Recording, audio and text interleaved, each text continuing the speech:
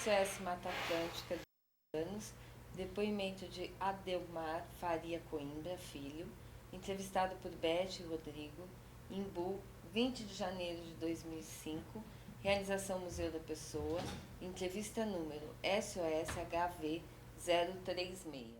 Bom dia, seu Coimbra. Obrigada por você ter vindo aqui dar o seu depoimento. Nós gostaríamos de começar a nossa conversa com o senhor falando do seu nome completo, data e local de nascimento. Meu nome é Adelmar Faria Coimbra Filho. Eu nasci no dia 4 de junho de 1924, no estado do Ceará, em Fortaleza. E, seu Ademar, os seus pais eram de Fortaleza? Não, meu pai era pernambucano. A minha mãe era de uma família bem antiga do Ceará, de origem hispânica, né? Mas a origem do meu avô era a região norte da Espanha, né? Já brasileiro, mas de origem. E meu pai era de origem portuguesa, mas o português que veio de lá já tinha alguma mesclagem de holandês. Então eu sou um mestiço ibérico e brasileiro. E os seus pais... Só uma coisa, te colocaram o negocinho na porta lá e... Ok. seu Coimbra, os seus pais faziam o quê? Qual a atividade deles? Meu pai era engenheiro eletricista. E hoje chama engenheiro elétrico. Eu preferia ele engenheiro elétrico. É meio esquisito, mas... E a minha mãe é dona de casa. Uma mulher inteligentíssima. E poderia fazer qualquer profissão, mas ela é uma dona de casa exemplar. E o senhor tinha mais irmãos? A família era grande? A família é com 5 pessoas, né? 2 já falecidos, que era um advogado, e o outro trabalhava, era um especialista em raio-x e trabalhou com meu pai durante muito tempo. E uma irmã que ela estudava letras neolatinas, letras clássicas, né? E anglo-germânica. Ela formou-se pela Universidade do Rio de Janeiro. E onde o senhor morava lá no Ceará? Como era? Bom, eu saí muito pequeno do Ceará. Meu pai trabalhava nas obras elétricas de um açude que levou muito tempo para ser concluído. Se eu não me engano, ele foi concluído no período do presidente Juscelino Kubitschek, que era o açude de Oroz. Naquela ocasião, ele trabalhava nessa parte, na manutenção da parte elétrica. Depois, ele saiu e foi para Pernambuco, para Recife. Eu saí do Ceará muito pequeno. Eu saí aproximadamente com 1 ano, 2 anos, não me lembro. E fomos para Recife, onde eu saí de lá para o Rio de Janeiro, né, com aproximadamente 12, 13 anos. Nós nos estabelecemos no Rio de Janeiro e voltei já como profissional em algumas áreas. O início da minha formação, que eu me dedicava, era mais florestas tropicais. Só para a gente voltar um pouquinho, antes de eu falar das florestas, como foi a sua mudança do Ceará para o Rio de Janeiro? O senhor sentiu uma diferença? Como que era? Eu não me lembro, porque nós saímos do Recife e viemos para o Rio de Janeiro, era pequeno, 12, 13 anos, e fomos morar em Vila Isabel. Justamente, naquela época, ainda encontrei o Noel Rosa, fazia umas reuniõezinhas assim, tipo, bem fundo de quintal, na rua Torres Homem. E eu não me lembrava muito daquela época, não. Depois nós saímos de Vila Isabel e viemos para Copacabana. Se eu não me lembro, morar na rua Constante Ramos. Aí foi que eu comecei a despertar o interesse pela natureza. E o senhor, quando o senhor mudou para Copacabana, o senhor estudava perto? A escola era perto da sua casa? Eu estudei em escola pública, que era muito boa naquele tempo. E como que se deu o senhor está falando que nessa idade, o senhor tão jovem, o senhor despertou para a questão da natureza. Como foi isso? Bom, eu não posso explicar bem como foi, porque eu tenho a impressão que isso é intuitivo já, né? Eu sou uma pessoa telúrica. Eu gosto tanto da terra como da natureza, né? Tanto é que eu pensava em ter uma grande fazenda na região oeste, onde eu teria inclusive minha reserva biológica, teria uma criação de gado, mas tudo isso dentro de um contexto, em obediência às... Desde muito novo eu tinha um respeito muito grande pelas questões ambientais, entendeu? Me chocava ver coisas erradas. E como que era Copacabana nessa época? Copacabana, nessa época, no tempo que eu cheguei lá, ainda tinha um obelisco na Avenida Atlântica. Então você tem mais ou menos uma ideia. Eu saí de Constante Ramos, eu passei a morar na rua Almirante Gonçalves. E esse obelisco ficava mais ou menos ali perto da saída da Almirante Gonçalves para a praia de Copacabana. E o senhor morava, era uma casa ou já era um apartamento? Não, era uma casa, uma casa. Ainda Onde tinha eu muita tinha. casa naquela época. E os estudos do senhor, o senhor completou sempre no mesmo colégio? O senhor... Não, não, não. Eu mudei de muito colégio. Estudei no Pedro II, estudei no Vera Cruz, entendeu? Porque a gente mudava muito, né? E meu pai não tinha assim uma situação financeira muito sólida. Ele sempre trabalhou para a companhia. A última companhia que ele trabalhou foi a última antes de falecer, era dele. Chamava-se Fortec, fornecedora técnica limitada. Trabalhava com raio-x. Daí ter afetado o meu irmão, que trabalhava sempre em recuperação de raio-x velhos, defeituosos, de hospitais públicos. Então teve muito trabalho em competir com entidades já tradicionais e ricas, como a Westinghouse, GE, né?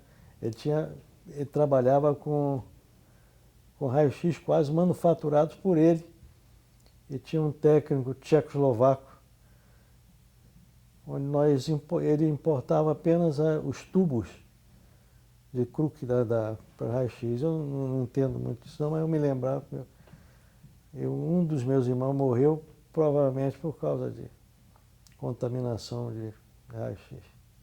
E o senhor, quando o senhor estava nessa fase da escola, qual a lembrança que o senhor tem desse período? Eu me lembro que naquela época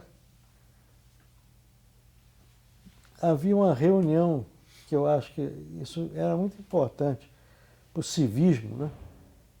O pessoal perfilava, cantava o hino nacional, levantava a bandeira, assim, no meu colégio público, né? E eu não sabia como é que era nos outros, mas provavelmente era a mesma coisa.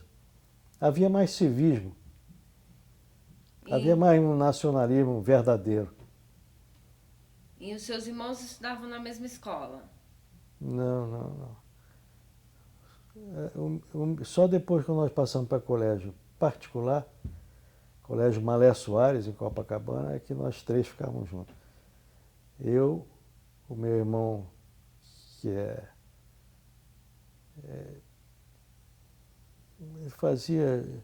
ele dava aula de geometria descritiva, não sei, arquiteto, e era pintor também, pintor clássico, né? Tinha curso de belas artes. E a minha irmã também estudava nesse colégio Malé Soares, em Copacabana. Muito bom o colégio. E quando o professor terminou o colégio, nesse período tinha cursinho para entrar na faculdade? Não, eu não fiz a faculdade primeiro. Eu tinha na cabeça em ser fazendeiro. Mas não é esse fazendeirinho, eu pensava muito de uma maneira mais ou menos ilógica, porque meu pai não era fazendeiro.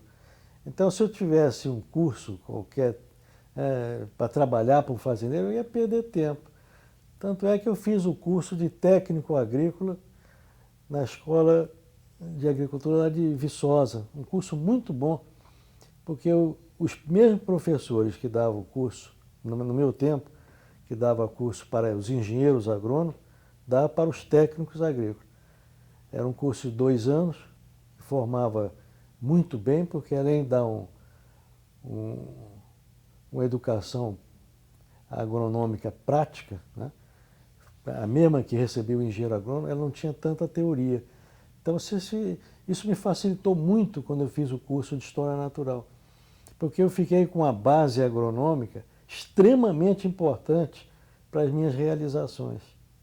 E o senhor foi fazer esse curso em Viçosa? Fui fazer em Viçosa. O senhor foi fazer porque o senhor queria fazenda? Eu queria fazenda, mas meus pais sempre diziam, não faça isso que você vai perder tempo. Mas não perdi tempo, pelo contrário, me deu uma vivência prática e um poder de criatividade que foi muito útil quando eu terminei o curso de História Natural, que hoje foi fragmentado em ciências biológicas e ciências geológicas, né? Mas quando eles eram unidos, era praticamente uma formação ecológica, que é muito mais pragmática para uma pessoa que vai executar um trabalho conservacionista, do que só ver a parte biológica ou a geológica. Hoje, quem é geólogo está em situação financeira talvez melhor, porque a Petrobras emprega e a Petrobras paga muito bem. E geralmente os biólogos não são muito compreendidos. O estado do Rio de Janeiro, por exemplo, paga pessimamente ao biólogo. E quando o senhor foi para Viçosa fazer esse curso, o senhor tinha quantos anos? Eu fui para Viçosa foi justamente no período da guerra. Entrei em 44 e saí em 46. Não, eu sei que eu fui convocado para a guerra, mas a guerra acabou antes, logo em 40. Então eu nem cheguei a ir para Parnamirim, fazer um treinamento com os americanos para ir para Dakar e para a Itália. Eu não fui, acabou. E nesse período se falava muito da guerra, como é que as pessoas inclusive, falava, e o presidente Getúlio Vargas não se definia muito, né? Acabou se definindo e eu não me interessava de jeito nenhum por problemas bélicos militares. Então o senhor deu sorte que não precisou ir, né? Porque podia afundar no navio que eu vim do norte. Os navios do Araraquara e os Itanagé, por exemplo, foi todo afundado na travessia. Ia servir de alimento para Carcharodon carcarias, o Galeocerdo cuvieri, sabe o que é? Não. Tubarão onequim é o maior tubarão, o branco, né, que chama. E o Galeocerdo é o tintureiro. Hoje a gente sabe que o cabeça chata também é um grande comedor de gente.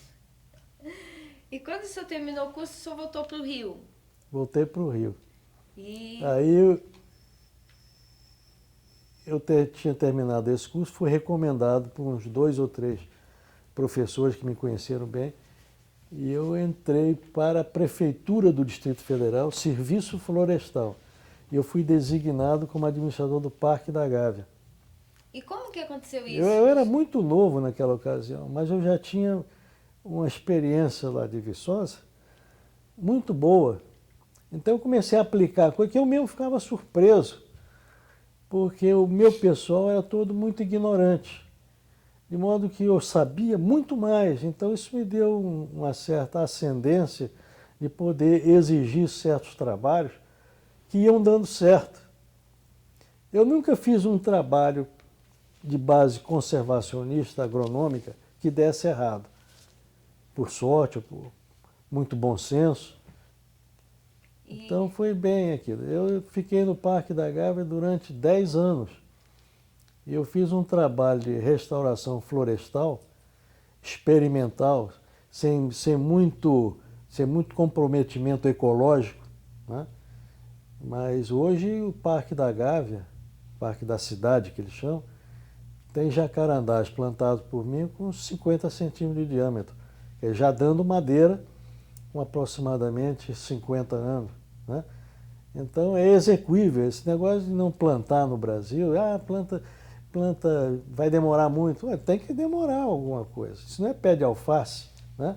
Se a Suécia e os países nórdicos plantam carvalho até hoje, Aqui no Brasil, o desenvolvimento florestal é muito maior, muito mais rápido. Haja visto o que está obtendo os reflorestamentos com eucaliptos na Aracruz, na Klabin, né? O brasileiro, de um modo geral, o brasileiro ignorante, ele tem uma certa aversão ao eucalipto. Quando ele fala eucalipto, já está errado. Ele tem sempre que dizer eucaliptos, porque são 700 espécies, e cada uma completamente diferente da outra, com características de aproveitamento fabulosos, entendeu? Haja vista que você, usando eucalipto, você evita cortar as árvores nacionais, já estão no fim, né? A Aracruz, por exemplo, fez um híbrido de um eucalipto de Timor, Urophila, né, com eucaliptos grandes da Austrália.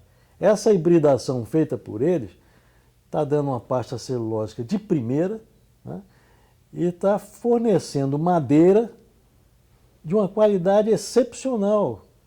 Haja vista que quem importa, se eu não me engano, é a Itália, a Suécia, países com movelaria já famosa. Se eles estão usando essa madeira, o eucalipto, e quando corta, quando exporta o Liptus, que é o nome que ele deu para esse tipo de híbrido, ele não está cortando mogno, não está cortando outras madeiras. O que o Brasil precisa, e principalmente esse governo, é atentar, respeitar mais as normas conservacionistas ditadas pelos técnicos. Porque assim como ocorreu no Nordeste, né, que praticamente foi, a desertificação está sendo antrópica, tá? Ele pode ocasionar isso também em vários trechos da região atlântica. Muitos rios da região atlântica, principalmente na parte nordeste, são rios secos, rios intermitentes. Foram assim? Não eram assim na época da descoberta. E talvez 100 anos depois ainda eram perenes. Entendeu? O príncipe Maximiliano de Wied, por exemplo, o rio Pardo, né, na Bahia, era rio caulador. O rio Belmonte era normal. Tem o quê? Não tem 150 anos isso? Hoje são rios secos, assoreados.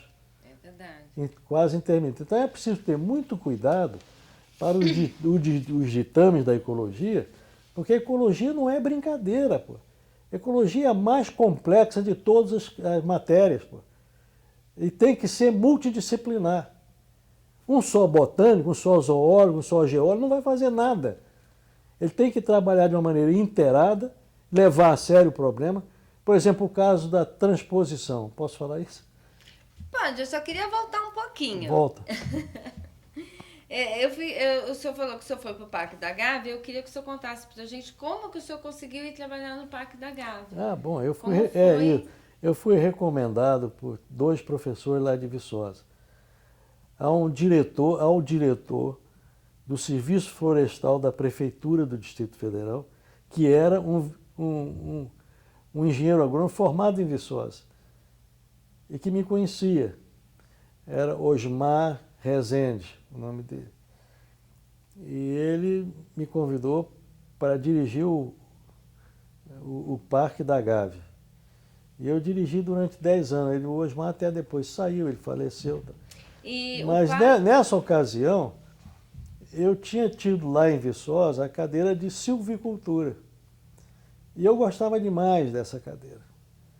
Então eu lia muito, ficava na biblioteca, aquilo é isolado, não tinha muita coisa para fazer, não sei jogar um futebol de vez em quando e atletismo, né? Mas eu não tenho físico de atleta, então eu fazia o atletismo como fosse um esporte.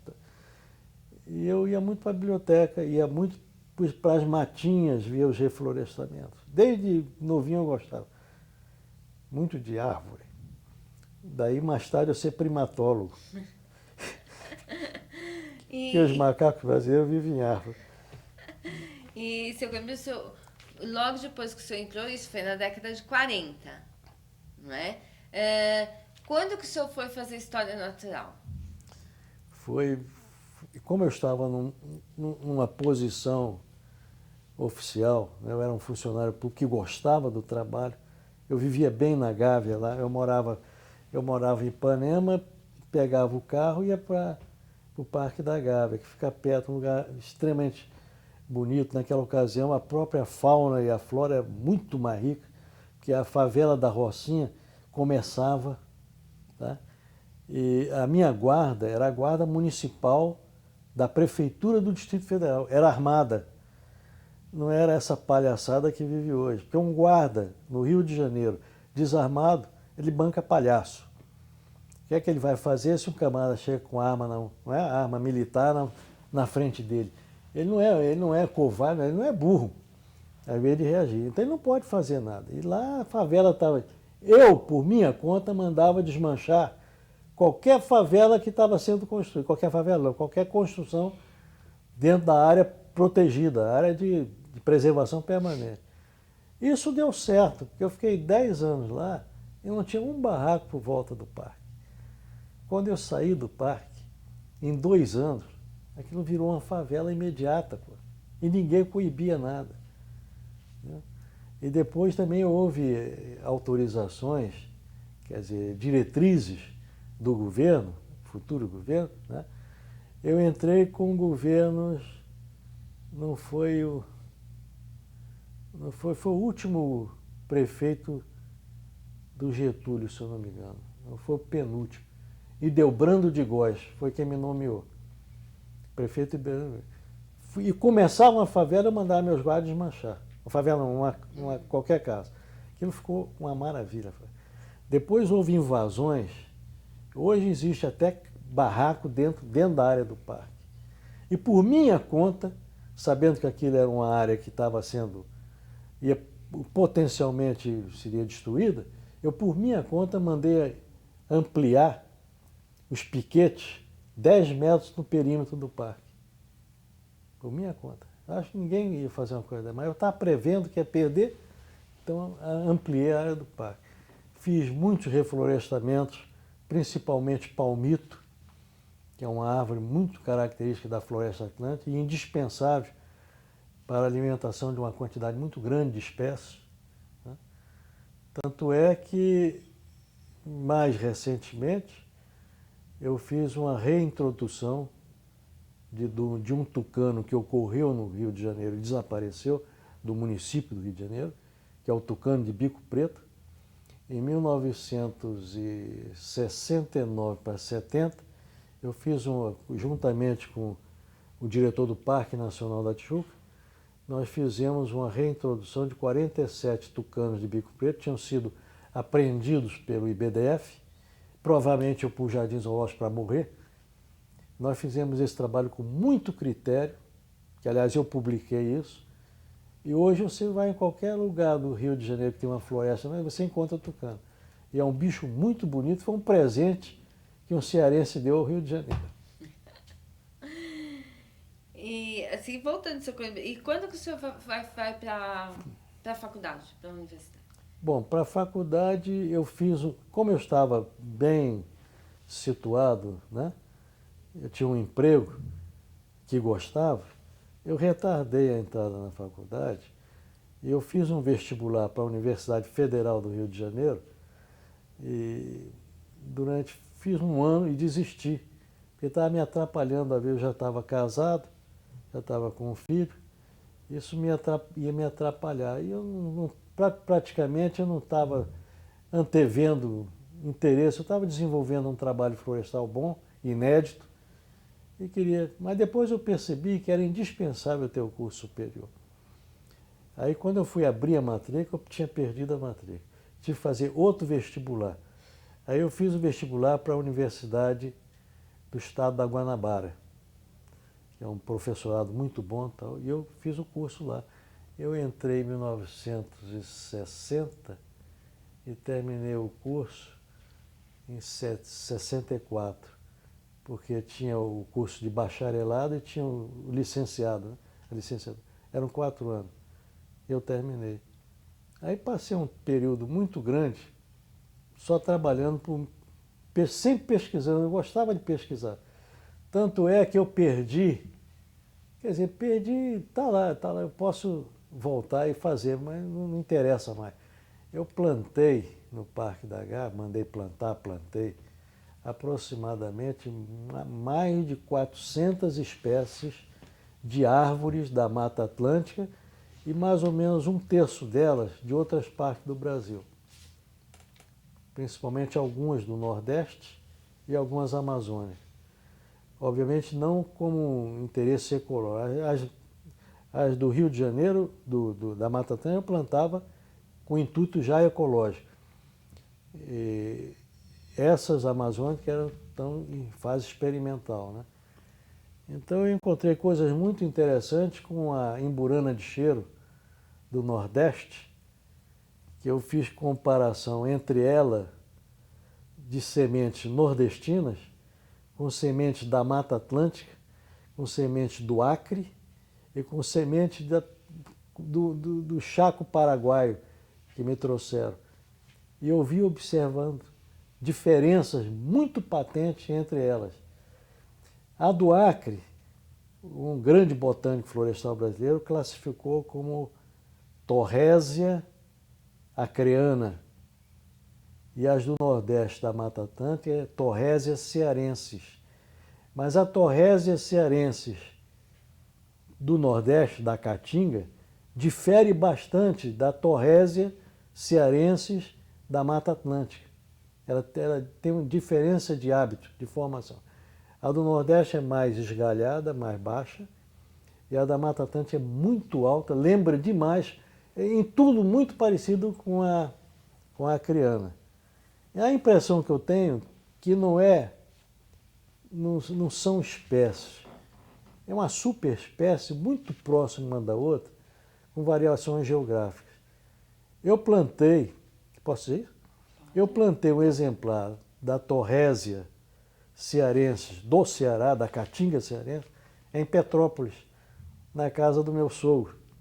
E ela ficou uma espécie magnífica, com os mesmos hábitos da Caatinga, bem esgalhada, com quase 40 centímetros de diâmetro, né? Que ela ficou lá. Eu preciso voltar para saber se ainda está lá, porque isso vai mostrar, e também durante o desenvolvimento da semente, a gente notava características de a raiz da nordestina é ter uma espécie de um xilopódiozinho comprido, entendeu? Uma reserva, e a gente não vê isso na da Mata Atlântica. Então, e outra coisa, eu estou dizendo Torrésia porque eu não admito o nome amburana cearense. É errado. E muitos botânicos, né, brasileiros ainda colocam o nome amburana cearense. Amburana é um termo errado, porque eles confundiram Torrésia com Torrísia, e de acordo com as regras de nomenclatura zoológica e botânica, uma letra não é motivo para modificar um gênero.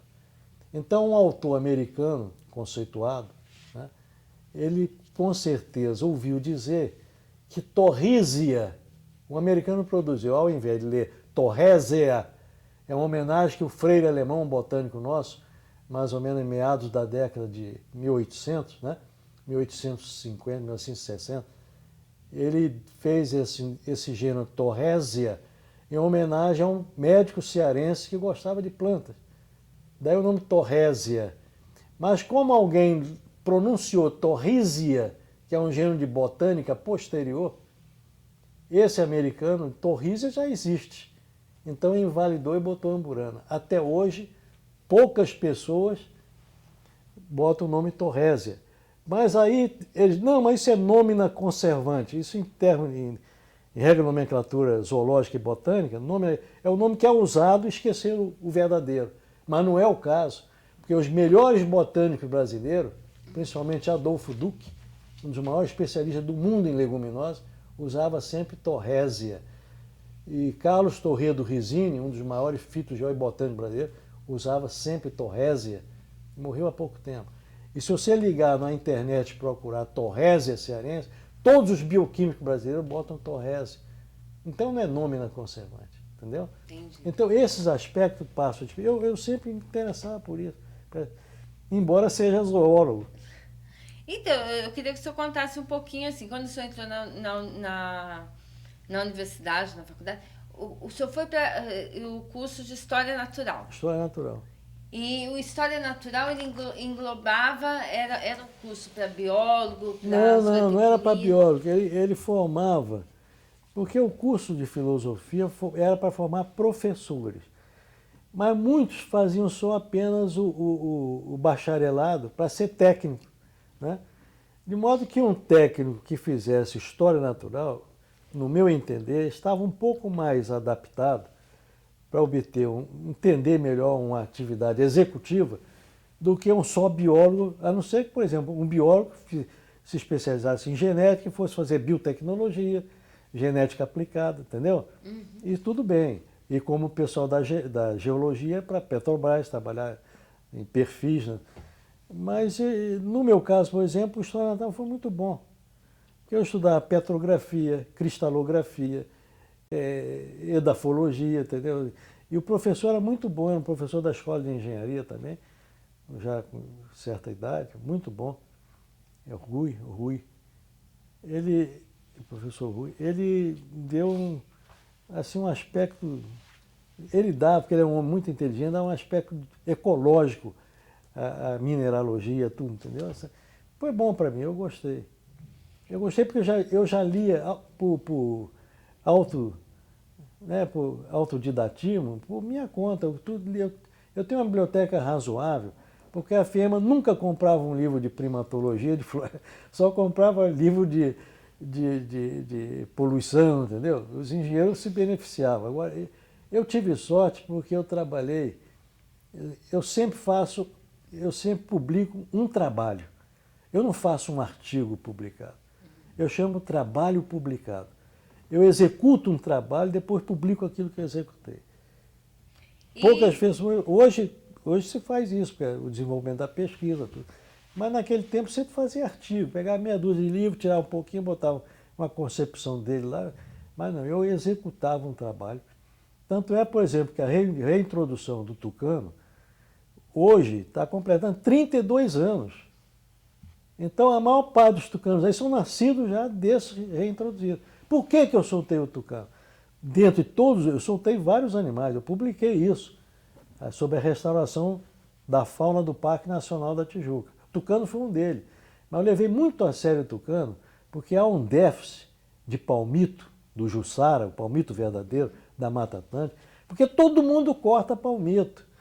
E é um dos alimentos mais importantes para a fauna da Mata Atlântica, tanto desde roedores até muitas aves. Por que eu soltei o tucano? Porque eu também sempre fui um grande plantador de palmito espaço, né? Não são grandes quantidades, era eu sozinho, em áreas sem nenhum recurso para fazer isso. Fazia por ser obstinado, querer fazer. Então os tucanos são os melhores disseminadores de tucano. Ele come, ele utiliza a polpazinha do fruto, que é quase um açaí. É um açaí de estipe único. O açaí, por exemplo, você corta uma das partes, os outros continuam dando fruto. O palmito não, cortou, matou. Então, como ele é estipe único, está fazendo falta já para a Mata Atlântica. Então, as populações de espécies dos animais da Mata Atlântica está extremamente rarefeito. Você não vê mais animal, porque não tem o que comer. Por exemplo, o caso da maçaranduba, é uma das aves mais importantes para reflorestamento da Mata Atlântica. Reflorestamento ecológico, pensando na alimentação da fauna. Você não encontra lugar para ter semente nem muda. Se você for procurar onde tem uma maçaranduba para tirar semente na Mata Atlântica do Rio de Janeiro, não encontra, porque demora. Você ouviu falar em maçaranduba, né? Já. É um monumento, é uma ave monumento. É uma árvore com até 1 metro de diâmetro, nas primitivas, com um tronco liso de 20 metros, e abre a copa lá em cima, e o fruto é como se fosse uma miniatura de um saputi. Qualquer pessoa pode comer, é doce, atrai a todo tipo de animal da fauna. Entendeu? De modo que essas coisas precisam ser vistas. Né? Ao invés de estar criticando eucalipto, né? Porque quem está plantando eucalipto está querendo ganhar dinheiro com eucalipto. Mas você planta eucalipto, você evita cortar uma ave nativa. Então vai plantar ave nativa, pelo menos uma. E, seu Coimbra, como que era essa questão ecológica na década de 60? Meio ambiente? Praticamente não existia. Existia só na cabeça de pessoas mais inteligentes. Porque Que existe pessoa inteligente e pessoa burra, é lógico. Você não tira duas folhas iguais numa mesma árvore. Como é que você quer ter a veleidade e achar que todo mundo é igual? Não há essa igualdade. Em biologia, é justamente a diversidade, a biodiversidade é um fato. Como é que você pode querer que dois homens tenham a mesma inteligência? Você pega um homem brilhante, né, trabalhador, honesto, e pega um homem burro, ladrão, preguiçoso. Como é que você pode? Não pode. Mas isso é geneticamente, quer dizer, o que eu estou dizendo pode ter gente, né, esse pessoal que acha que todo mundo é igual, né? Todo mundo tem que ter os mesmos direitos e as mesmas oportunidades. Daí, o meu ponto de vista, que se eu fosse presidente com poder, duas coisas que eu faria de imediato.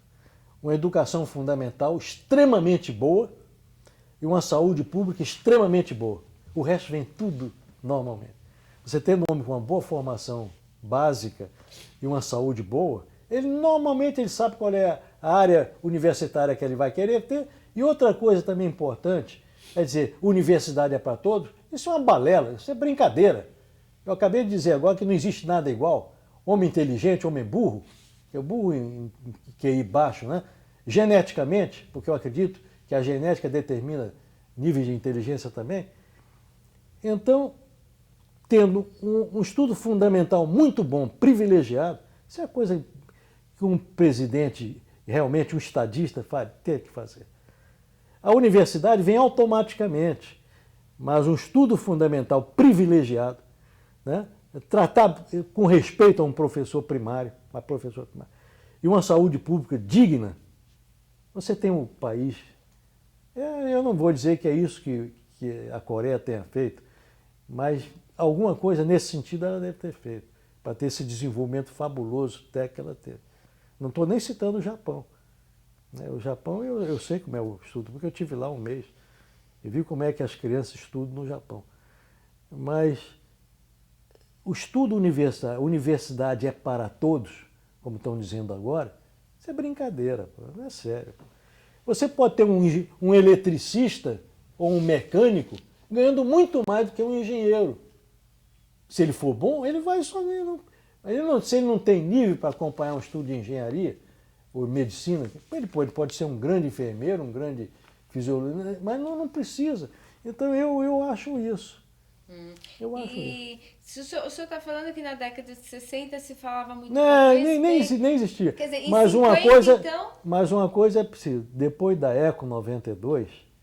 Mas nós estamos em 60, o senhor já está querendo chegar em 92? Não, tá bom. Então vai dirigindo, vai dirigindo. E, quer dizer, o que eu queria dizer é que em 60 nada, 50... Não sabiam nem definir ecologia. E até hoje tem muita gente que não define de uma maneira rápida e rasteira ecologia. E assim, aí o senhor, em 60, o senhor terminou a universidade, o senhor estava ainda na Gávea. Estava no Parque da Gávea. Fiquei lá durante 10 anos. Aí o senhor sai do Parque da Gávea? Eu saí do Parque da Gávea por umas questões extremamente desagradáveis, mas que no OECO está. Eu não quero dizer isso porque isso é uma coisa um pouco desagradável, mas o jornalista que me entrevistou, que eu pedi para não colocar essa parte, ele colocou, então está lá o CV. Né? Eu vou olhar. Está lá. E aí depois eu fui no tempo do Carlos Lacerda, eu fui para o Jardim Zoológico do Rio de Janeiro. Eu fui ser chefe do Serviço Técnico-Científico do Jardim Zoológico do Rio de Janeiro. Porque essa passagem foi mano militare.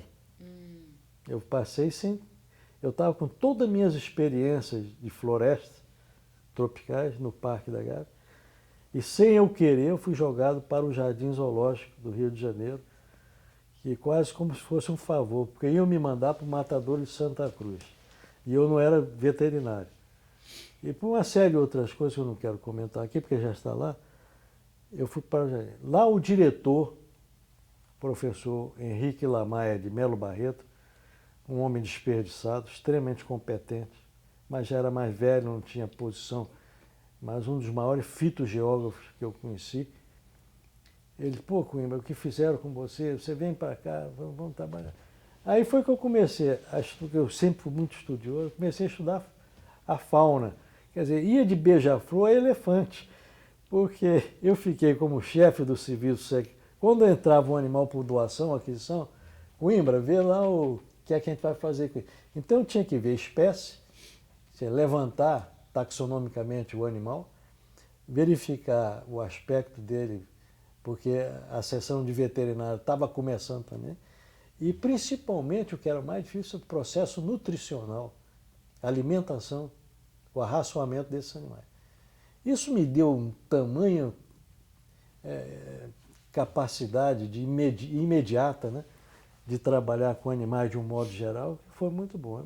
Aí foi que eu comecei a me interessar pela primatologia. Não foi no Jardim Zoológico, onde eu trabalhava com chimpanzé, orangotango, vários macacos brasileiros, africanos, mas foi porque eu vi, tempos atrás, um macaquinho, que era o mico-leão dourado, que eu achei uma coisa extraordinária. Estava na casa de uma família portuguesa, ele estava amarradinho pela cintura e se corria. Naquela época eu gostava de caçar. Aí quando eu disse, pô, mas você é um conservacionista, como é que você gosta? Eu gostava não de matar, caçar, eu gostava de ver o trabalho dos cães na mata e gostava de andar na mata, entendeu? Então tinha um português, era vidraceiro, um rapaz alto, gostava de caçar também. Caçava em Portugal, ele gostava de caçar javali, aquele cervo, perdiz. Então eu caçava só paca e um porco do mato pequeno, porque eu tinha dois cães e que tinham uma certa agressividade que era prejudicial a ele. Tinha um faro muito bom, mas quando eu ia caçar, eu fui caçar o porco grande, o queixada, no Espírito Santo, eu perdi de saída um, porque eles bobearam, o porco estraçalhou logo um. Mas o porquinho pequeno dava bem. Então eu caçava naquela região da Fábrica Nacional de Motores, na Baixada do Rio de Janeiro, por ali assim, eu caçava paca, que se caça até hoje. Você vê que eu não era matador. Se não matasse paca ou porquinho, não matava mais nada. Tanto é que quando eu encontrei o mico-leão preto em São Paulo, eu podia ter atirado num para dizer, olha, eu descobri. Então muita gente me gozou lá. Pô, você viu o mico-leão preto? Uma coisa. Entendeu? Porque nas fotografias saiu um ambiente, mas não saiu o bichinho. Aí eu fui obrigado a pegar e provar que tinha. Entendeu? Mas essa ida à mata, nas caças, é que me deram uma experiência muito grande em questões florestais, que eu tenho muita coisa para publicar. Como eu me estava me considerando zoólogo, primatólogo, eu deixei de escrever muita coisa de floresta, de árvores, por isso. Mas a coisa de recente, eu publiquei um trabalho muito importante em benefício do problema de despoluição da Baía de Guanabara. É a importância das florestas que protegem os rios que desaguam na Guanabara. Eu publiquei a coisa saiu publicada há coisa de um ano. Quer dizer, o senhor passou das florestas tropicais para a fauna. E na fauna lá dentro, por causa do mico-leão, passei a estudar. Então, eu salvei o mico-leão preto, porque redescobri ele lá na floresta. Hoje, o Cláudio Pádua está fazendo aí, na Fundação IP, né, está fazendo um trabalho muito bom, está preservando, está fazendo um trabalho admirável sobre a preservação. Mas se não fosse eu, aquela mata, inclusive, tinha sido desaparecida. Porque o Instituto de Floresta estava usando para pesquisas florestais. E na fotografia que eu recomendei você ver a primatologia, a silvicultura em São Paulo, a revista de 1976, por aí, tem o meu trabalho sobre essa redescoberta com fotografia. E uma fotografia tem não sei quantas perobas derrubadas, tronco limpo, para o Instituto de Floresta. Eu não entendi aquilo é uma reserva. É preciso levar muito... Eu defendo muito esse ponto de vista. Ah, o Parque Nacional, reserva disso, reserva daquilo. Essas áreas, essas unidades de conservação, são o que são. Uma reserva. O que é uma reserva? Uma reserva é uma salvaguarda de um patrimônio para você usar quando souber usar. Porque a natureza atualmente, ninguém sabe nada. Você, por exemplo, o mapa do genoma humano, posso falar isso? Pode. Foi decifrado. Aí eu pergunto, e daí? É a mesma coisa que você descobrir um besouro novo e dar um nome científico nele. É um tal nome científico. E daí? E a biologia dele? E o potencial que ele tem de ajudar a humanidade de alguma maneira? Você pode ter um inseto que tem uma substância naquela luta do inseto contra a planta cria veneno para evitar o inseto, e o inseto cria antiveneno para comer a planta. Nessa interface é que vai sair muita coisa boa. Mas aí o biólogo sozinho não faz nada. E o bioquímico sozinho também não faz. Tem que ser uma entidade multidisciplinar, os dois trabalhando juntos, para descobrir coisas fabulosas. É possível que o inseto tenha uma substância que cura tudo que é câncer, tudo que é vírus. Ninguém sabe nada. Haja vista que nós, as espécies conhecidas que nós temos, atingem em flora e fauna, entre micro-organismos, tudo, 1.700.000 espécies aproximadamente. Não quer dizer que se conheça, são identificadas, tem um nome científico. Muito poucas são aproveitadas. Mas você tem uma ideia de quanto sabe que nem nome científico tem? De acordo com os estudiosos na área, vai de 10 milhões a 50 milhões. É a totalidade quase da biosfera. E quem é que conhece as inter-relações entre elas?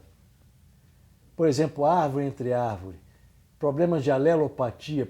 Alelopatia são certas propriedades de uma árvore com a outra, nocivas ou benéficas, ninguém sabe nada. Entendeu? Então, quando você cria uma unidade de conservação, você está criando uma reserva. É como se fosse uma biblioteca verdadeira, onde tudo está certo. Você pode queimar uma biblioteca maior e não perder tanto quando você descobrir um ecossistema inteiro. Porque o ecossistema inteiro tem 3,5 bilhões de anos evoluindo. O que é errado vai saindo.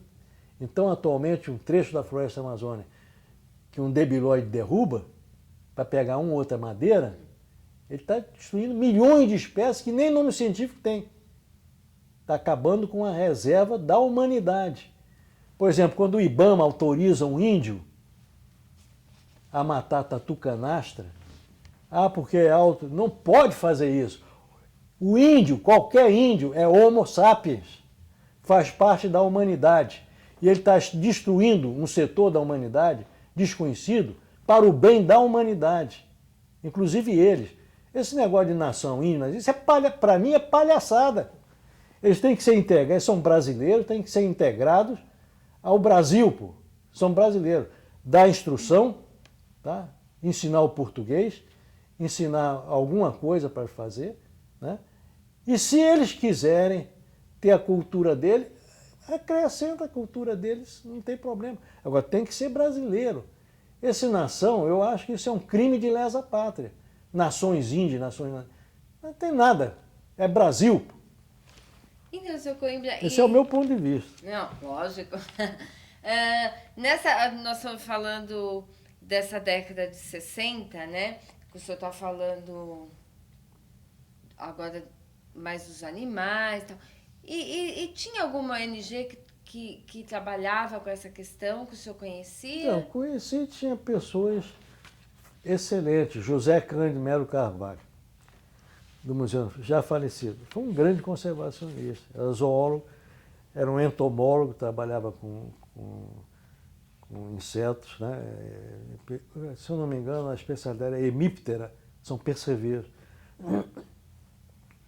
Tem mais de 500 trabalhos publicados, um homem de valor, né? Tinha, por exemplo, o Sampaio, que era parte de botânica, era um botânico do Museu Nacional também. E no Brasil tinham diversas personalidades, mas era uma andorinha só, pô. Em 92, que você diz que ainda está... Em 92, por incrível que pareça, muita gente não adiantou muito. Abriu uma certa uma certa oportunidade para pessoas que já tinham a sementinha que cresceu. Por enquanto, também não resolveu muita coisa. Haja vista o que o governo atual está fazendo com a Amazônia. Pô. Porque essa ministra, eu não sei se eu devo dizer isso, é uma pessoa excelente, bem intencionada, mas é incompetente para o cargo. Não dá para... Meio ambiente no Brasil é uma coisa de uma seriedade tal que eu fico abismado como é que esse pessoal não entende, pô, não vê. Às vezes você entende, mas não alcança o significado futuro da preservação das reservas ambientais. Você pode dizer uma coisa de imediato, você entende. Tirou mata, acabou água. Isso é possível entender. Né? Impermeabilizou o solo todinho, São Paulo está inundado. Por quê? Porque não deixou áreas de infiltração. Pô. Então, o assoreamento do Tietê e os rios se transformando. Rios são artérias. Não é para jogar porcaria ali dentro. Você não vai injetar porcaria no seu sangue. É o que está se fazendo com os rios brasileiros. E, Sr. Grêmio, como é que foi para o senhor assim, a década de 70? Nessa questão... 70 foi, para mim, estudo. Assim, o que acontecia? Acontecia muito pouco. A Maria Tereza Jorge, quando foi presidente do IBDF, ela criou uma porção de reservas, parques nacionais. Tá? E foi um trabalho muito bom, mas a Amazônia está praticamente, naquela época, integral. E tinha que fazer mais áreas ainda. Porque quando se fala em preservação da biodiversidade, tem uma coisa que tem que ser levada, que eu até falei, eu queria até ver se o meu relator lá do nosso grupo falou isso. Duas coisas são indispensáveis. Primeiro, ampliar ao máximo as áreas dessas reservas. Ah, mas não tem mais mata. E daí? A gente bota a mata. Porque a gente tem que ter uma área grande para que ela seja farta de espécies. Uma área pequena, você liquida ela. Você tem uma simplificação biótica em cada decênio. Você tem 100 espécies hoje, daqui a 10 anos tem 80, e ela vai diminuindo. Como é que você pode ter uma reserva de 1.000 hectares e bota uma onça pintada lá dentro? Acaba veado, acaba todo mamífero maior. Ela vai comendo. E tem que ver o potencial, tem que fazer um estudo sério, não é como eles estão pensando. É o caso da reserva do mico-leão no Rio de Janeiro. Eu tenho criticado tremendamente porque eles estão concentrando os mico-leões numa área mínima da reserva. E o resto é capinzal. Então eu idealizei um método de ampliar imediatamente a reserva. Eles não aceitam, porque a base da reserva é o eucalipto. Mas o eucalipto não é para ficar, é para favorecer e o mais rápido possível a floresta, para que os micos-leões não vivam concentrados, comendo os últimos animaizinhos que eles são e têm predileção. Eles espalham e não há uma pressão grande sobre aquela área minuta. É fácil de entender. Os americanos entenderam logo. O IBAMA não entendeu. Ah, é exótica. É exótica, então os capins que estão lá, que todo ano pega fogo e avança 1 metro, 2 metros na mata. E nesse período, nós estamos falando de 70, né? Que nós falamos 50, 60, 70. Em 70 eu redescobri o mico-leão preto, aqui em São Paulo. Eu preparei, quer dizer, sugeri a reserva biológica para o mico-leão de cara dourada da Bahia. Escolhi a área e lutei para que ela fosse decretada, porque como era o general Geisel, que era o presidente da República, tinha um interventor que era o almirante Faria Lima, um homem sério, viu? Eu mandei um ofício para o presidente da FEMA, dizendo que aquela área era indispensável, que estava engavetada em Brasília, numa gaveta lá do ministro da Agricultura. Aí o almirante Faria Lima mandou um ofício que eu vi, duro, dizendo que aquela área era indispensável porque é de interesse do Estado do Rio de Janeiro. E era interventor e saiu, porque senão não tinha saído. Ele ficou com base no ofício meu. E se eu não tivesse redescoberto o mico-leão preto, aquela floresta do Morro do Diabo tinha acabado. Continuava reserva florestal ao invés de parque estadual. E o Cláudio Pádua não tinha o material para ele fazer o trabalho que está fazendo agora. Então eu trabalhei muito. Eu fiz a restauração em 70, mais ou menos 69, da restauração da fauna do Parque Nacional do Tijuca. Quer dizer, eu mostrei que é execuível fazer isso. Sem dinheiro nenhum. Não tinha nada, tinha só boa vontade de ser obstinado. E o senhor trocava informações com outras organizações fora do Brasil? Antes tinha muito com o Russell Mittermeier. Mas depois que eu me aposentei, ele está numa posição muito grande, muito forte. Ele é presidente da Conservation International, ou International Conservation, né? Então a gente perdeu, mas ele sempre que ele publica um livro, ele bota. Eu tenho uma dedicatória dele lá, que é uma dedicatória magnífica, né? Dizendo que eu guiei os passos dele aqui no Brasil, um livro Hotspot. E tem dedicatórias que eu falei com o Fernando há pouco, eu não preciso de nada, porque eu sou membro da Academia Brasileira de Ciências. Tem o Prêmio Augusto Rusk, uma medalha de ouro de 200 gramas. Bom, a gente parou então na década de 70, quando o senhor... Que eu falei que na década de 70, dois fatos muito importantes. Um foi extremamente importante, principalmente para São Paulo e para a natureza de modo geral, foi a redescoberta do mico-leão preto no Morro do Diabo. Com isso, o Morro do Diabo estava sendo trabalhado para pesquisas florestais. E nessa revista que eu disse a você, para não deixar de ver, tem não sei quantas toras de peroba, perfeito, tombada já, e o trecho da mata ali todo destruído. E eles iam fazer isso pro resto. Porque estavam criando, tinha um engenheiro agrônomo lá,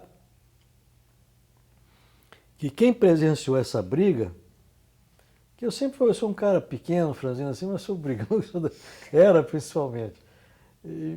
Então, quem estava lá que podia dizer alguma coisa era o Cláudio Pádua, que trabalhava ainda comigo e estava fazendo uma espécie, um estudo lá no Morro do Diabo, começando. Porque eu briguei com ele. Mas como é que o senhor bota gado aqui, toca fogo numa reserva biológica? O cara era o chefe. E eu disse lá uns desaforos e fui embora. Eu voltei e fui embora. O Cláudio sabe melhor, porque eu nem me lembro mais o que aconteceu. A gente fica nervoso, não se lembra. Estava derrubando madeira para criar gado, pô. Quando redescoberta, aquilo houve uma repercussão internacional, pô.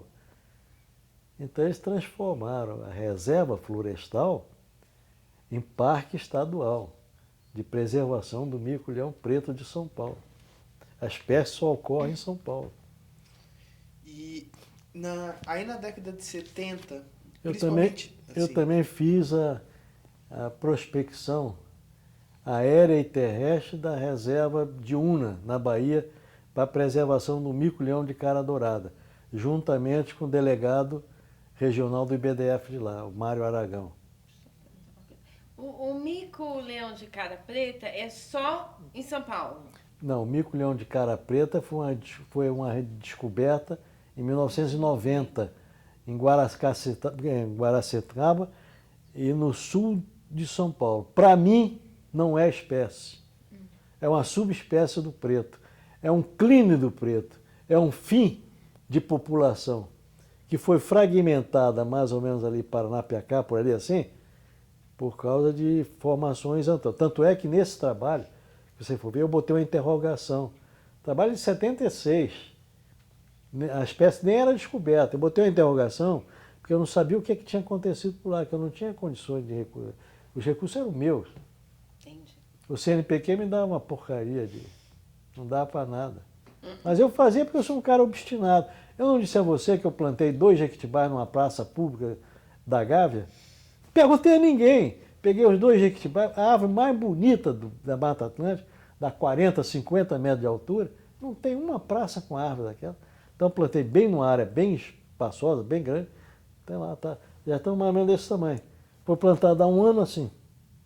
Está com 1 ano e 2 meses, já está assim. Eu espero que com 2 anos ela ultrapasse 2 metros e depois fique bem implantada. Eu vou lá, cada semana eu vou lá, dou uma gratificação para o jardineiro da praça, ele fica satisfeito. E aí na década de 70, principalmente na metade final dela, né, começam a surgir diversas, pelo menos algumas, instituições ligadas à defesa do meio ambiente, né? Queria que o senhor falasse um pouquinho sobre esse período, se o senhor se recorda disso, quais Não, as que o senhor a se única recorda. coisa é que eu ofereci em 1970, até antes um pouquinho, mas foi principalmente em 70, eu ofereci a ideia do Centro de Primatologia, que eu tinha um ensaio, nessa ocasião eu era diretor da divisão de pesquisas do Instituto de Conservação da Natureza, no Alto da Boa Vista. Eu ofereci a 3 reitores da Universidade do Rio de Janeiro, da Universidade Federal do Rio de Janeiro e da Fluminense. Expliquei que nós tínhamos era o país com o maior número de primatas e que seria muito interessante no departamento de biologia fazer um centro de primatologia, que a gente conseguiria recursos internacionais, papapá. Nenhum aceitou, porque nenhum entendia o que era um centro de primatologia. Porque na ocasião os Estados Unidos tinham 7 centros de primatas, que eles chamavam Primate Center. Não tem nada a ver com primatologia. Primatologia é o estudo dos primatas. Lá, Primate Center era uso de primata na pesquisa biomédica e farmacêutica. É outra coisa. Tanto é, quando eu expliquei a primatologia, o primeiro a mudar foi o Centro de Antropologia da Universidade de Quênia, com aquele filho do Leakey, que estudava os fósseis humanos. Ele mudou para primatologia, porque na ocasião só existia um centro de primatologia que estava na Universidade de Kyoto, e o centro era Inuyama, onde faziam o estudo dos primatas de uma maneira geral, fósseis, que eu fui visitar a convite da Sociedade de Progresso à Ciência lá do Japão, juntamente com a Academia Brasileira de Ciências. Como eu sou acadêmico, e cada ano vinha um japonês para cá e mandava um brasileiro para lá, o professor Aristide Pacheco Leão, ele disse: Coimbra, você não quer ir? Eu disse: bom, eu não falo japonês. Não, todo mundo te conhece lá. Porque eu tinha publicado já muito trabalho, mesmo trabalho em português com abstrato pequeno, todos eles me pediam separado, eu mandava, então eu não tinha conhecido não. Então eu fui e aproveitei muito, eles me trataram muito bem lá, viu? Mas muito bem mesmo. Aliás, onde eu fui, o pessoal já me conhecia de nome, sempre me trataram muito bem, em qualquer lugar. Mas no Japão eu fiz questão de ver como japonês lá. Dormia em ryokan, essas coisas. Eu fui até atrás de macaco, aqueles interiores lá, né? O senhor virou um especialista em primatas? Eu não sou especialista, eu conheço alguma coisa sobre primatas. Sim, muito. E aí, na década de 80? Na década de 80, o meu nome como primatólogo já está bem consolidado. Já tinha descoberto espécies, feito trabalhos interessantes. Por exemplo, quando o Colin Groove disse que eu era uma lenda viva da primatologia, e não botou da primatologia brasileira. Aí depois eu fui reparar por que ele fez. Eu fiz uns 3 trabalhos com macacos de fora. A macaca mulata, por exemplo, que é o Rhesus, né? Gente que só trabalhava nisso, pô, ganhava um dinheirão para ir à Índia, não viu a inversão do período reprodutivo do hemisfério boreal para o austral. E eu que não tinha nada com isso, numa pequena experiência que eu tive na Ilha do Pinheiro, onde tinha uma população de macaco Rhesus, né, macaca mulata, para pesquisa biomédica no Instituto Oswaldo Cruz, eu verifiquei que quando eles nasciam no hemisfério boreal, estavam em cópula no austral. Aí eu fiz esse trabalho para ver se acontecia isso com o mico-leão. Com as 3, e deu a mesma coisa. Há uma inversão de período reprodutivo. Fotoperíodo, né? e publiquei na Revista Brasileira de Biologia. Pô, até a Rússia pediu trabalho, né? Sukhumi. Aliás, Sukhumi, que era como era o nome dele, que é até já falecido, é um primatólogo famoso, Boris, agora não estou me lembrando o nome da família. Bom, Boris, doutor Boris. Todo o trabalho que eu publicava em português, ele pedia cópia, porque tinha sempre um abstrato. Ele tem todos os meus trabalhos lá. Que marcaram. Então, nessa ocasião, eu comecei a idealizar, em 80, né? 80 já estava no Centro de Primatologia, bem desenvolvido já. Com sede, que eu consegui recurso da FINEP. A FINEP teve um homem excepcional, pô, que era o José Pelúcio, que foi o primeiro presidente da FINEP. Um homem de uma clarividência, uma coisa extraordinária. Ele era economista. Quando eu expliquei a necessidade do centro, ele entendeu de imediato. Não, Cunha, pode deixar. Quando eu quis fazer a segunda etapa do centro, que seria o laboratório de genética, o laboratório de patologia e um auditório pequeno, o outro presidente, quando ele saiu, que era de São Paulo, teve assessoria de um zoólogo paulista. Tá? Ele disse, um homem sozinho não faz um centro de patologia. E cancelou o recurso. Quer dizer, eu fiquei numa situação com um prédio, um laboratório, e sem saber o que fazer, porque o Estado não dava um tostão para aquilo. Aí eu recorri a Souza Cruz, de cigarros. Ela fez a biblioteca, fez 22 viveiros de alvenaria, dentro do esquema que eu quis, e fez o laboratório de nutrição, de alimentação. Se não fosse a Souza Cruz, e publicou um trabalho que nós fizemos sobre o centro de um papel couché, um trabalho fino, né? Fotografias excepcionais. A gente deve muito e outra coisa, a Souza Cruz abriu um concurso para arquitetos fazer uma casa de residência para visitantes ilustres. Ganhou o primeiro prêmio no Instituto de Arquitetos do Brasil. Essa casa está lá. E que o primeiro visitante foi um dos maiores, Philip Herskovits, que fez, inclusive ficou um mês lá na casa trabalhando. Então nós fizemos, já nessa época, estava consolidado e servindo de exemplo para o mundo inteiro. Não é usar só primata, vamos estudar os primatas também. Aí deu uma ênfase muito grande o Russell Mittermeier, que esteve comigo, era muito novo, estava terminando o curso em Harvard, né? Depois ele fez o doutorado também. Ele deu uma ajuda, pelo menos psicológica, que era um homem de nome, né? Lá nos Estados Unidos, então uma ajuda psicológica a mim. E nessa década de 80, como que era tratada a questão ambiental? Bom, eu estava muito ligado a primatas. Já estava lá no Centro de Primatologia. Fica afastado 120 quilômetros do centro do Rio de Janeiro. Eu ia sempre para lá, só não ia sábado e domingo. Então, a gente tinha muita publicação, e sob o ponto de vista de preservação de primata, já tinham as atuações sobre mico-leão, diziam a Sociedade Amigos do Mico-leão. Isso teve uma ênfase muito grande em primatas, que automaticamente tinha sempre ramos, mas na parte florestal, muito pouca coisa. Porque o pessoal fala demais, mas ninguém faz nada, pô. É isso que eu estou dizendo. Por exemplo, tem uma mata, eu até vou fazer um trabalho sobre isso. Melhoramento de remanescentes secundários. Ninguém faz nada. Você encontra, por exemplo, isso é comunismo no Nordeste. Tem uma árvore retinha, o cara, pumba, corta para fazer uma cerca. Então ela fica perfilhada em 3.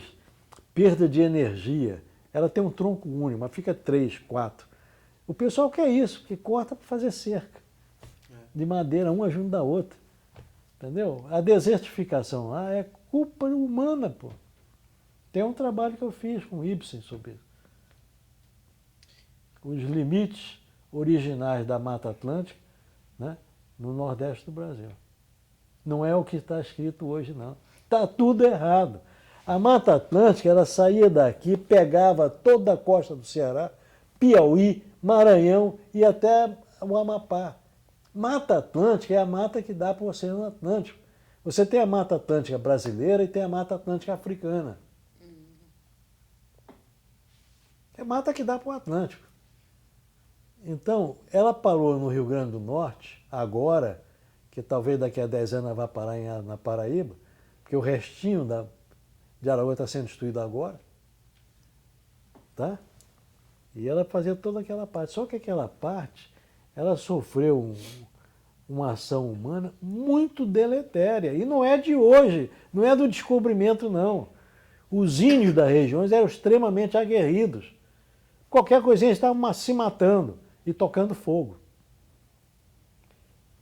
Essa Guidon, que está lá no Serra da Capivara, ela diz que o homem está na região lá há 4.000 anos, provavelmente mais. 4.000 homens usando fogo e caça e derrubada, pô, é aquele negócio que eu disse a você. Onde é que está o genoma de uma árvore do Nordeste? Os bons já foram embora. Ficou o genoma de árvore raquítica, menores. É o que estão fazendo na Amazônia. E, Coimbra, aí em 1986 foi o ano de fundação da SOS, Mata Atlântica, né? O senhor, como foi que o senhor tomou contato da SOS? Não, a SOS eu tomei contato, primeiro que eu sabia e gostava de qualquer entidade séria, né? Eu sempre apreciei muito. Mas eu era absorvido nos trabalhos de primatologia. Publicar um trabalho inédito dá trabalho. Você precisa conver. Então, todas essas atividades conservadoras. E a Fundação Brasileira para a Conservação da Natureza estava caindo. Foi a primeira. Era formidável, mas depois foi cair. E agora está com um presidente, que até gosto dele, mas não é um conservacionista. É um empresário que faz aquilo porque dá nome a ele. Ele viajou ao Canadá como presidente da fundação, foi bem recebido lá pelos conservacionistas lá. Mas não é o Ibsen, por exemplo. O Ibsen, quando foi presidente da fundação, era outra coisa. E esse atual não está recebendo recursos internacionais porque não é o Ibsen. Porque se tivesse o Ibsen, estava recebendo ajuda internacional. E o senhor conheceu o senhor Ibsen aonde?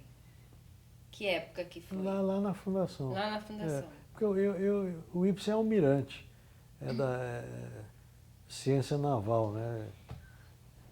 Mas quando ele foi presidente da fundação, eu era coordenador das espécies ameaçadas de extinção de lá. Tá?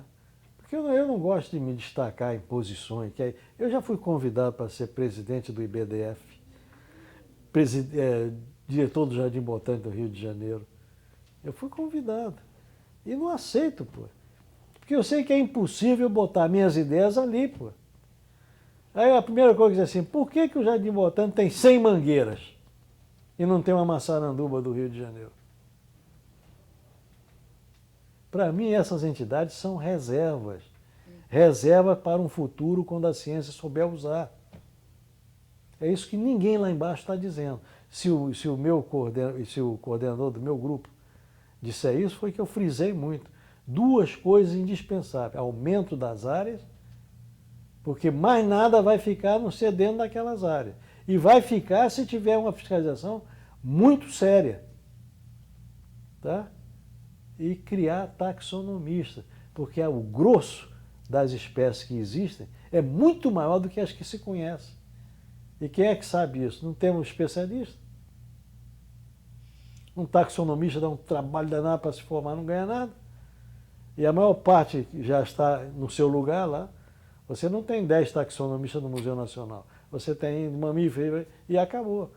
Agora entra numa entidade americana e vê quantos taxonomistas tem para mosquito, por exemplo. Você estava falando, eu estava pensando. O senhor começou com a floresta tropical, depois o senhor foi para os primatas. Os primatas não tem. Não, os primatas, da floresta eu passei para o primata. Eu passei para a fauna. Não. E na fauna, por causa de um bicho que eu vi na mata, O senhor. eu passei, achei interessante, fui.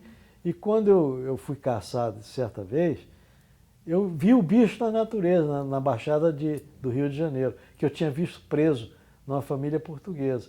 Aí eu disse, pô, esse bicho ainda existe aqui? Aí foi que eu comecei a estudar. Então, não, eu só estou fazendo um Um resuminho retrospecto. para eu perguntar para o senhor. Pergunta. E aí, os primatas, eles não conseguem sobreviver, existir se nós não tivermos a mata, a floresta, né? Pelo menos no Brasil. Isso. Outros africanos são de savana. Nós somos aqui no Brasil. É. E como que o senhor trabalhou com as duas coisas? Porque aí é uma questão ambiental. Não, aí é questão de fazer uma zoologia séria. Onde é que vivem os macacos? O habitat dele? Floresta. O que é que eles comem? Árvore. Então eu comecei a estudar árvore com os macacos, entendeu? E árvore, eu não estudava as árvores porque era obrigado para fazer uma boa primatologia. Nenhum primatólogo conhece quase nada de árvore. Eu porque gosto de árvore. Mas aí o senhor teve que começar a trocar mais informações em um determinado Com período. botânico, eu vi, tem botânico, mas pô, você é botânico, né, zoólogo? Tá tudo bem, para você eu sou botânico e sou zoólogo para mim, entendeu? Eu gosto de árvore, eu gosto de plantar e ver a árvore crescer, pô. Agora você diz, amanhã eu tenho uma plantinha assim, como é que é? Não interessa, é essa árvore. A minha filha tem um sítio em Araras, eu tenho perto de umas 20 espécies de árvore brasileira, que eu vou lá mais para acompanhar as árvores, desenvolvendo as árvores. Você, Coimbra, você bota esse morro está pelado aqui. Onde é o morro? Em Cascaduras. Você bota uma árvore aqui em quanto tempo? Eu digo, eu boto em mais ou menos nesse tempo. Se eu tiver recurso para fazer isso, mais ou menos, com uma fauna mais ou menos assim. Quem é que faz isso? E seu Coimbra, a ligação com a SOS Mata Atlântica se deu quando? Maior, um pouquinho maior, quando eu vim da primeira vez aqui em Atibaia. De que ano foi isso, o senhor se lembra? Você que sabe, você que é daqui. Em 90 e pouco. Eu vim aqui colaborar para esse mapeamento, essas coisas todas, entendeu? E o contato depois foi nulo, através do Ibsen, que o Ibsen veio sempre aqui. O Ibsen é amigo do Clabinha, então... Certo. Eu vou à fundação quando tem que convocar, eu faço parte do conselho curador, porque eu sou um estudioso do assunto, isolado. Eu estou aposentado, né?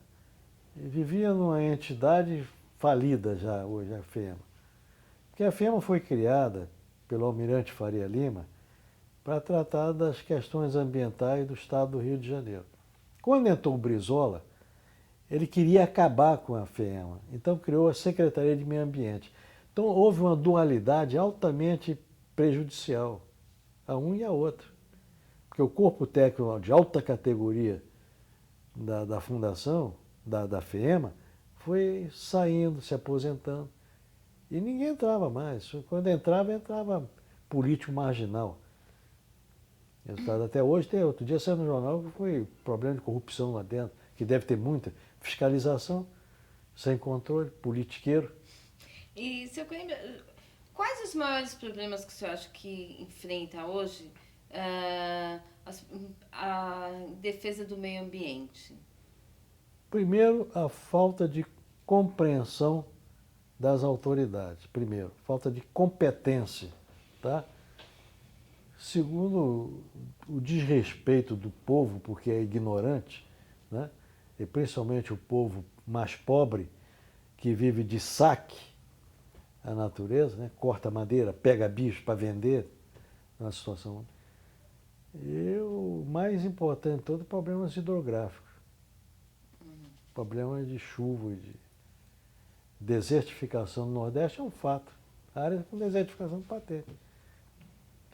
Pode resolver? Pode. Como? Eu faria isso. Faria um poço artesiano, tem água para burro no subsolo, irrigaria, por exemplo, plantações imensas de eucalipto. Eucalipto? É eucalipto. Quando você puder, você substitui por jacarandá ou peroba. Vai ver onde é que você vai encontrar muda de jacarandá para fazer isso. De eucalipto tem tecnologia, entendeu? E é árvore. Ela produz evapotranspiração da mesma maneira como o jacarandá, uma peroba, né? Entendeu? Só que há tecnologia, aquilo faz-se rapidamente, né? E a outra não. Agora, o meu entender é assim, de salvar, dizer, usa eucalipto. Não tem um eucalipto. Tem 700 espécies completamente diferentes uma da outra. Deus é brasileiro mesmo. Ele criou um eucalipto para salvar o São Francisco. Eucalipto camaldulense, que vive nas margens do Rio Secos, na Austrália, é um lugar seco. E que quando inunda ele sobrevive. Tem que estar pronto para as inundações das árvores, não é? Entendeu? Agora, quem é que sabe isso? Quem é que sabe que são 700 espécies de eucalipto? Você conversa com um agrônomo, por exemplo, o eucalipto, não é os eucaliptos. E como é que o senhor vê os problemas enfrentados hoje, os maiores problemas enfrentados hoje em defesa da Mata Atlântica? Bom, primeiro, incompetência dos órgãos, que colocam sempre a testa a um político. Nós não temos gente? Temos gente, tem engenheiros florestais, engenheiros agrônomos, biólogos, que sabem perfeitamente. Mas não estão na posição, está num lugarzinho vagabundo lá, vivendo miseravelmente, entendeu? Com os ordenados.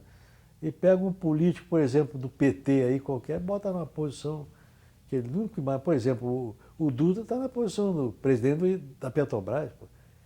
Já está rico, com certeza. Não é que ele tenha roubado, só o que ele ganha lá já mudou a posição dele. Os outros perderam eleições, tem toda uma posição boa. Competente? Não. Politiqueiro. Vai fazer uma boa administração? Não. Não vê se está sujeito na educação? Não vê esse problema seríssimo das cotas? Eles estão criando um racismo que o Brasil não tinha. Pô, eu tive colegas negros que eu vivia com eles, jogando pipa, brincando. Nunca tive qualquer aspecto negativo contra um preto, pô. Na minha casa, se tiver um preto educado, ele entra como entra um branco. E um branco ordinário não entra. Eu não tenho essa. Agora, vai criar, sabe por quê? Porque entra um camarada incompetente, vai entrando assim, vai passando de qualquer maneira, colando isso assim, e vai se formar, forma um médico. Aquele médico vai ser desprestigiado. No final vai ser o médico preto não presta. O engenheiro preto não presta. Então crio. E outra coisa, eu tive pretos na minha turma, brilhantes, pô. Se formaram, entendeu? E tem preto. Acontece que é minoria, porque eles vivem numa situação de uma escola pública altamente prejudicial. Já entra aquele negócio de ser uma escola pública de classe, dá oportunidades iguais para todos. E um cara doente vai para uma saúde pública boa. Entendeu? Então você tem que. O justo é você dar uma oportunidade. Agora, querer que sejam iguais, não há. E o PT quer, o PT, Partido Comunista, quer que todo mundo é igual. Igual uma ova. E o senhor acha que a legislação atual para o meio ambiente, ela é uma legislação forte, boa, ou ela deve ser diferente? Ela tem muita coisa boa, mas tem coisas altamente negativas. Por exemplo, só esse termo, desenvolvimento autossustentável. O que é isso? O que é autossustentável? Eles vão lá e derrubam o corte raso na Amazônia. Não selecionam as árvores perfeitas para servir de porta-sementes. São as que eles vão cortar primeiro. Isso é autossustentável? Isso é imbecilidade. É uma incompetência imbecil de um camada inferior. Que não prevê, não tem competência, ele é inferior, pô. Então eu tenho brigas. Acontece que eu não tenho papa na língua. Quando eu quero dizer, eu digo para qualquer um. Então eu não sou benquisto. Pouco me interessa. Eu quero fazer as coisas certas, pô. E, Coimbra, fazendo uma análise, né, sobre a Mata Atlântica, na sua opinião, quais são as perspectivas quanto a ela, né? Daqui para frente, daqui a um tempo? Elas são muito ruins. Primeiro, por um fato que pouca gente fala. a simplificação biótica das áreas protegidas. Por quê? Porque são áreas ridículas. Como é que você pode querer preservar o mico-leão, por exemplo, numa área onde você força a população que está lá a se destruir? Não é problema da consanguinidade, não. Estão obrigando os mico-leões a destruir o que ele prefere para comer.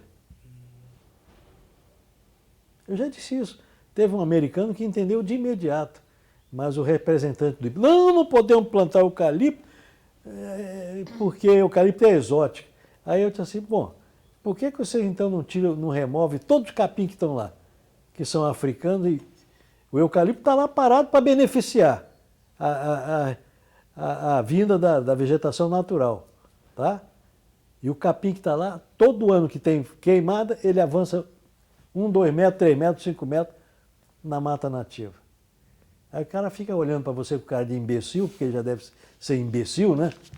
E só ele fala, eucalipto é exótico. Não, mas peraí, você não entendeu a minha explicação? Quer dizer, eu quase dizer assim, então você é uma besta. Eu não posso ser isso, né? Mas quase que digo. Pô, é inacreditável que você não tenha compreendido o que eu expliquei, pô. Seu Cleide, como o senhor pode fazer um balanço, né, da questão ambiental nesses anos todos, de ganhos e perdas? Como Olha, é isso? há realmente uma valorização da conservação. Tem muita gente já que entende, mas não tem a faca e o queijo na mão. A faca e o queijo na mão estão com o governo. E o governo está usando politiqueiros em lugar de técnicos. Entendeu? Quer dizer, um governo de estadista procura a nata do que há de bom. Tem, o Brasil tem. Mas por que não bota? É porque o Lula, por exemplo, ele não vai dizer que ele é um homem burro, porque um cara que chega a presidente da República com a ignorância dele, ele é inteligente. Mas a inteligência dele está mal dirigida, ele é ignorante, pô. Quando ele bota, por exemplo, a ministra é uma pessoa boa, honesta, bem intencionada, mas ela não tem competência nem energia para evitar que essa devastação na Amazônia. A devastação como está sendo feita na Amazônia agora é burrice. Entende? Pô, assim, então você não está dizendo que o Lula é inteligente? É inteligente, a ignorância dele faz com que ele seja considerado burro. Porque você está queimando a galinha dos ovos de ouro com uma porção de coisa desconhecida. Sim. Eu já disse que você queimar uma biblioteca, a melhor biblioteca do Brasil, você queimando, vai ser um prejuízo cultural grande, mas não técnico-científico. Porque ali tem 90% dos livros são livros ultrapassados. Antigo, bonito, tá, mas ultrapassado. Tá? E você tem uns 10% de livros que estão atualizados. Mas a ciência não é atualizada. A ciência evolui. Certo? E uma floresta amazônica, que evoluiu há 3,5 bilhões de anos, está tudo certo lá. É só ter competência de interpretar. E saber pegar. Não sabe ainda. A evolução tem 3,5 bilhões de anos. A espécie humana, como nós, tem aproximadamente 100 mil anos. Olha a defasagem. E a ciência humana, em nível um pouquinho melhor, que ainda não é ideal, tem 50 anos. Microscopia eletrônica, computadores, entendeu? Não quer dizer que seja o ideal, não. O homem não sabe, não interpreta. Onde é que estão os genes disso e daquilo? Onde é que está o gene? Que agora tem o genoma. Sim, mas onde é que está? Por isso eles estão estudando o genoma do chimpanzé, para comparar. Por que o homem fala e o chimpanzé não fala?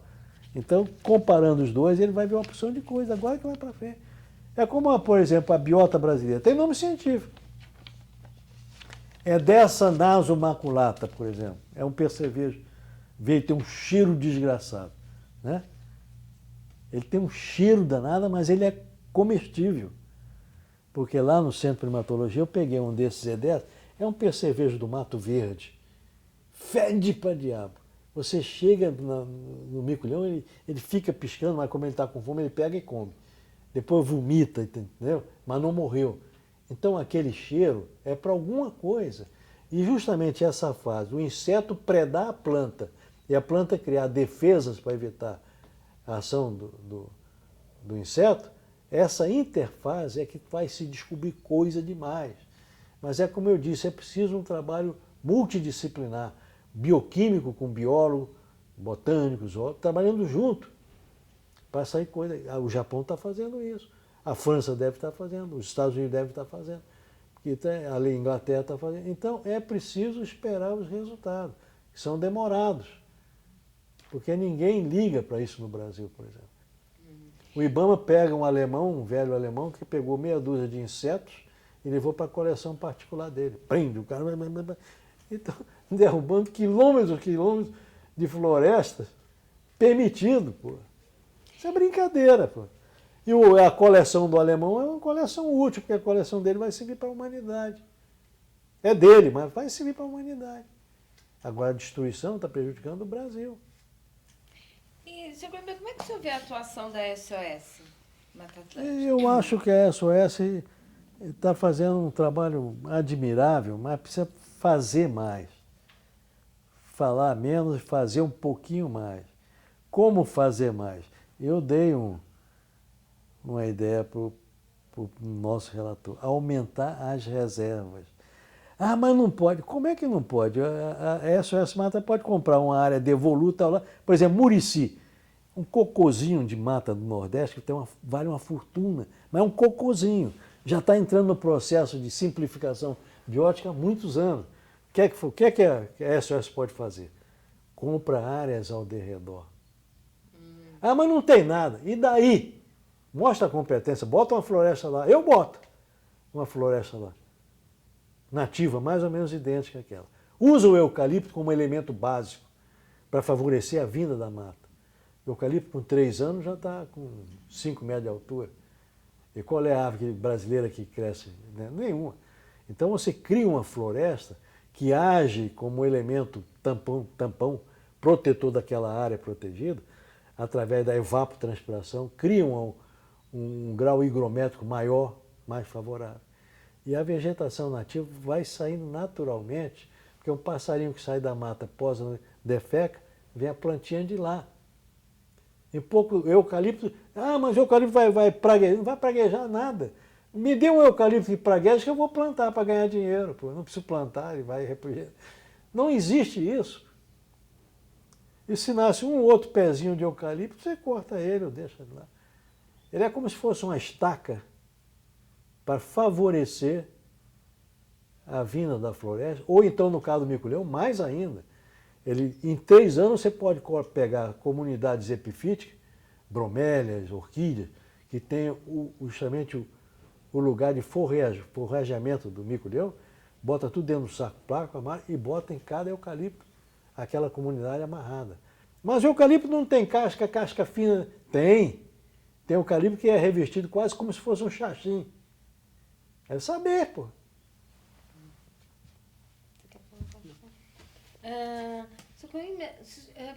Nesses seus anos todos dedicados... De velhice, né? Não. Já está começando a artrose na mão.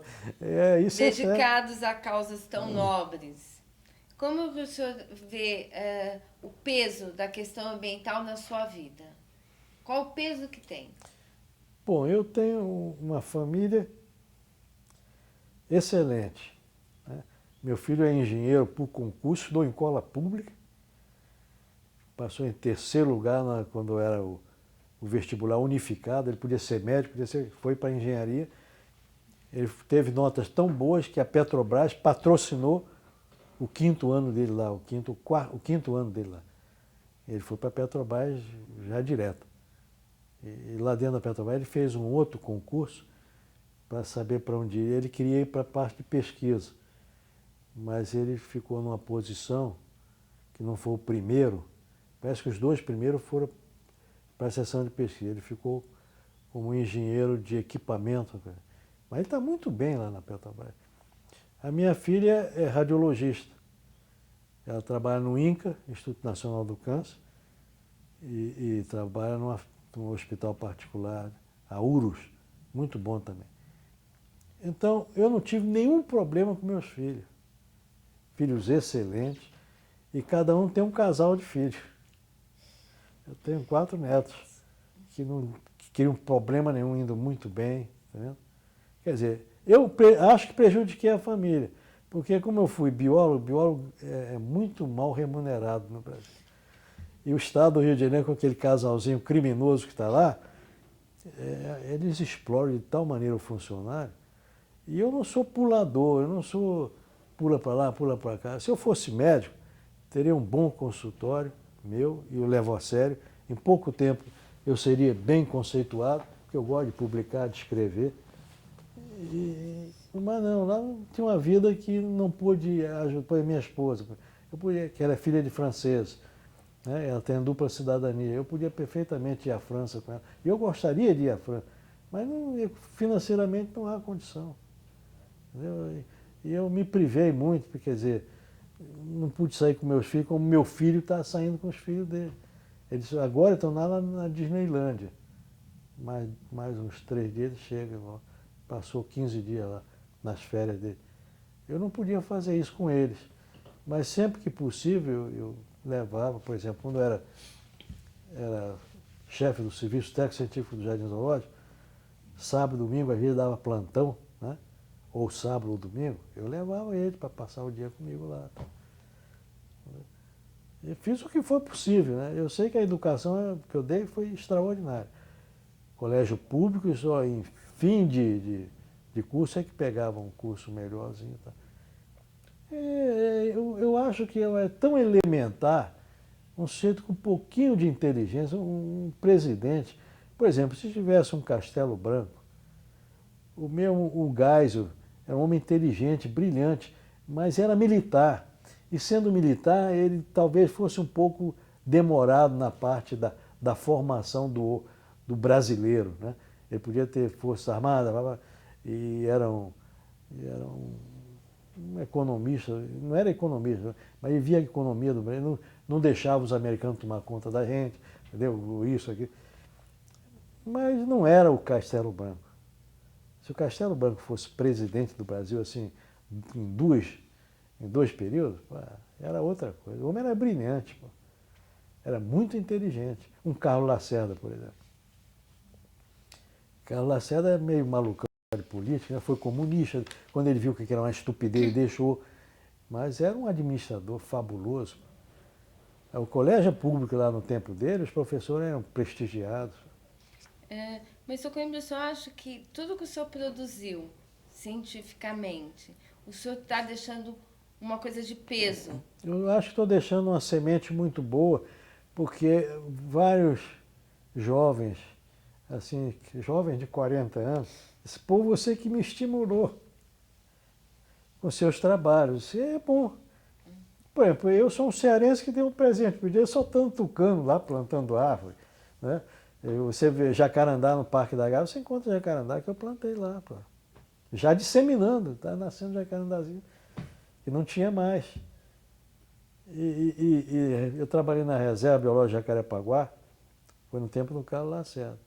Eu fiz um repovoamento com uma reca anilhando, foi a primeira vez que se anilhou a ave, e provei que aquilo é execuível.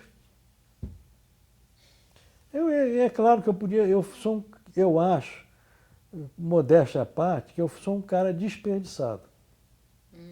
Que eu podia fazer grandes coisas, por exemplo, a transposição do São Francisco, eu faria isso brincando. Quer dizer, brincando não, com prazer, porque a impressão, quer dizer, eu posso estar até errado, mas a impressão que eu tenho é que eu faria. Né? E pelo menos dava um início muito bom, mas não usando a água do São Francisco para irrigar no Nordeste, para ativar os rios que secaram lá. E para isso tinha que fazer o quê? Acabar com a exploração agrícola e florestal na Chapada do Araripe, que é uma reserva de aquíferos. As águas de lá é que formam o Jaguaribe, o Piranhas, né, o Mossoró, aquele rio. Então, revestir as serras nordestinas de floresta e servir como aquíferos. Isso é de sobrevivência. Ah, mas eu tenho um sítio, não interessa, é desapropriado e cai fora de lá, pô. O que é que o governo federal, o IBDF, fez na Chapada do Araripe? Reserva florestal. Sabe o que é reserva florestal? Que pode explorar madeira. E as raízes das árvores, está muito no livrinho, numa publicação que eu fiz recentemente. Os aquíferos são preenchidos, guiados pelas raízes da floresta. E de lá vai para os rios. Então, pegar a água do São Francisco e botar para lá é perigoso, porque não vai ativar o rio de lá e vão irrigar. Então, Bahia e Minas Gerais têm direito a irrigar também, pô. E o rio está doente. Digo o que disseram. Eu vi declarações, não, rio doente é uma bobagem. Bobagem é uma ova, pô. Leia livros de escritores antigos, pô, que você vê. Seu Coimbra, nós estamos no final da nossa conversa. Já acabaram lá, então. Não, ainda tem. O senhor queria deixar, para esses 18 anos que a SOS está completando, o senhor queria deixar uma mensagem para eles, alguma coisa que o senhor espera deles, alguma coisa? Bom, num sentido muito objetivo, é claro que o meio ambiente é o ambiente natural do homem.